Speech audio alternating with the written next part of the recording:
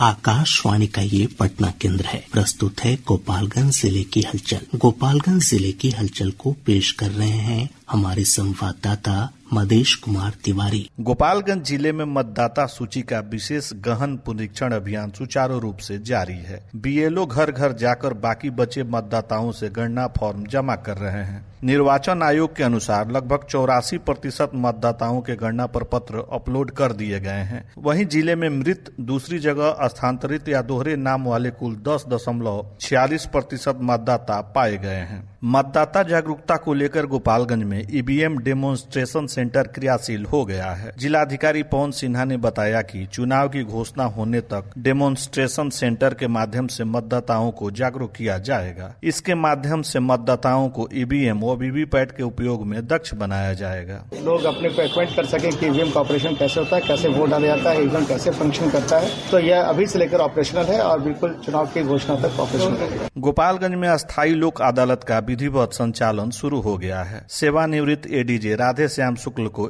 लोक अदालत का अध्यक्ष नियुक्त किया गया है। न्यायालयों पर बढ़ते मुकदमे के बोझ को कम करने के उद्देश्य से अस्थायी लोक अदालत का गठन किया गया है। जिले के प्रभारी मंत्री कृष्णनंदन पासवान ने सामाजिक सुरक्षा पेंशन के तहत मिलने वाली पेंशन राशि 400 से बढ़ाकर 1100 रुपए प्रति माह करने के राज्य सरकार के फैसले का स्वागत किया है। श्री पासवान ने योजना के लाभुकों के साथ संवाद किया। उन्होंने इस फैसले के लिए मुख्यमंत्री नीतीश कुमार को धन्यवाद दिया। आज 400 रुपया से 1100 रुपया ऐसे पेंशनधारियों के लिए किया। यह समाज में एक बहुत बड़ा जो ऐसे लोगों को मदद मिलेगा, उनका जीवन में एक बहुत सुधार आएगा। ग्रामीण कार्य मंत्री अशोक चौधरी ने पिछले दिनों गोपालगंज में ग्रामीण पथ सुदृढ़ीकरण योजना और प्रबंधन के तहत 81 करोड़ रुपए की लागत से 136 किलोमीटर लंबी सड़कों के निर्माण का विधिवत शिलान्यास किया। इस अवसर पर उन्होंने कहा कि राज्य सरकार ग्रामीण क्षेत्रों में संपर्क सुलभता बढ़ाने पर सबसे अधिक ध्यान केंद्रित कर रही है। शिक्षा मंत्री और भोरे विधायक सुनील कुमार ने पिछले दिनों जिले के भोरे प्रखंड में हरदी खांड नदी पर पुल का शिलान्यास किया। श्री कुमार ने बताया कि हरदी खांड नदी पर 5 करोड़ 89 लाख की लागत से 45 मीटर लंबे पुल का निर्माण होगा। इससे भोरे से बड़हरा की दूरी 8 किलोमीटर से घटकर 3 किलोमीटर हो जाएगी। इस पुल के निर्माण से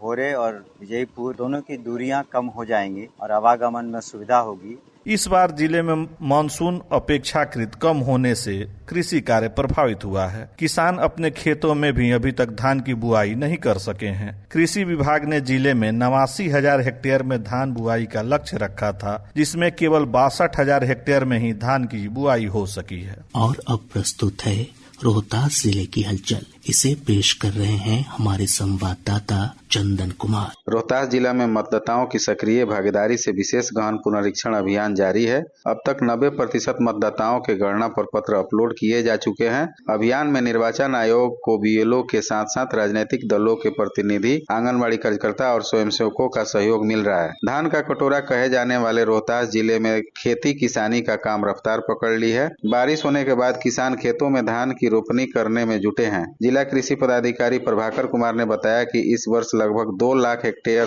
भूमि में धान की खेती का लक्ष्य रखा गया है। निर्धारित लक्ष्य के 48% क्षेत्रफल में रोपनी का काम पूरा किया जा चुका है। जिले के परंपरागत सिंचाई व्यवस्था को पुनर्जीवित करने के लिए सिंचाई विभाग ने सोन नहर प्रणाली के अंतर्गत चौसा शाखा नहर और कोचस इंदौर वितरणी नहर के पुनर्स्थापना का कार्य पूरा कर लिया है। इससे जिले के 4 प्रखंडों नोखा, करगहर, कोचस और दिनारा में सिंचाई सुविधा सुदृढ़ हुई है। पिछले दिनों मालदा टाउन से गोमती नगर के बीच चली अमृत भारत एक्सप्रेस के सासाराम स्टेशन पहुंचने पर भव्य स्वागत हुआ। आधुनिक सुविधाओं से लैस यह ट्रेन सस्ती दर में यात्रियों को आरामदायक यात्रा कराएगी। यह ट्रेन जिले के डेहरी, अंसोन और सासाराम स्टेशन पर भी रुकेगी। पिछले दिनों कैमूरांचल के दौरे पर पहुंचे बक्सर सांसद सुधाकर सिंह ने कहा कि रोहतासगढ़ किला सिर्फ रोहतास या शाहाबाद का नहीं बल्कि पूरे भारत के इतिहास का गौरव है। उन्होंने इस ऐतिहासिक ऐतिहासिक धरोहर के क्षतिग्रस्त होने पर चिंता जताई। सासाराम नगर निगम क्षेत्र में करीब 3 करोड़ रुपए की लागत से बौलिया रोड और धर्मशाला रोड में प्रस्तावित निर्माण कार्य का शिलान्यास मेयर काजल कुमारी ने किया।